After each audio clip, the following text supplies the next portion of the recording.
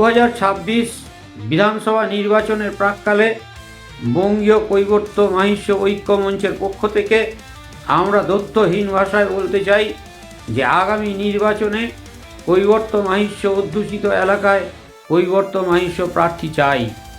এই কৈবর্ত মাহিষ্য প্রার্থী চাওয়াটা কোনো অমূলক বা অনৈতিক দাবি নয়, কারণ আপনারা জানেন মতুয়া অধ্যুষিত এলাকায় মতুয়ারাই প্রার্থী হয়, রাজবংশী অধ্যুষিত এলাকায় রাজবংশীরাই প্রার্থী হয়, মুসলিম অধ্যুষিত এলাকায় মুসলিমরা প্রার্থী হয়, মাহাতো বা কুর্মী অধ্যুষিত এলাকায় কুর্মী বা মাহাতোরাই প্রার্থী হয়। তাহলে কৈবর্ত মাহিষ্য অধ্যুষিত এলাকায় কেন কৈবর্ত মাহিষ্য প্রার্থী আমরা চাইব না?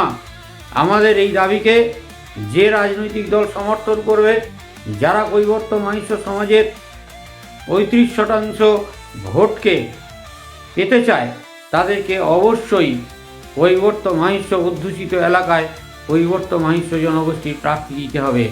মনে রাখবেন, পশ্চিমবঙ্গের 294টা বিধানসভা ক্ষেত্রে একমাত্র কৈবর্ত মাহিষ্য জনগোষ্ঠীর কিছু না কিছু ভোট পার্সেন্টেজ রয়েছে। কোথাও বা 5%, কোথাও বা 10%, কোথাও বা 50%, কোথাও বা 60%, কোথাও বা 70%।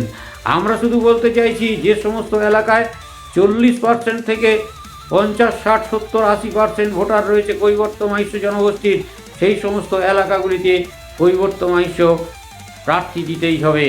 এবং আমরা এই দাবিতে অনড় থাকছি, প্রয়োজনে কৈবর্ত মাহিষ্য অধ্যুষিত এলাকায়, বিশেষ করে যে সমস্ত এলাকায় 50%-এর অধিক কৈবর্ত মাহিষ্য ভোটার আছে, সেখানে আমরা নির্দল প্রার্থী দিয়ে, আমাদের জনগোষ্ঠীর প্রার্থী দিয়ে আমরা জনপ্রতিনিধি নির্বাচন করার জন্য ঝাঁপিয়ে পড়ব। ধন্যবাদ, সবাই ভালো থাকবেন, নমস্কার, আবার দেখা হবে।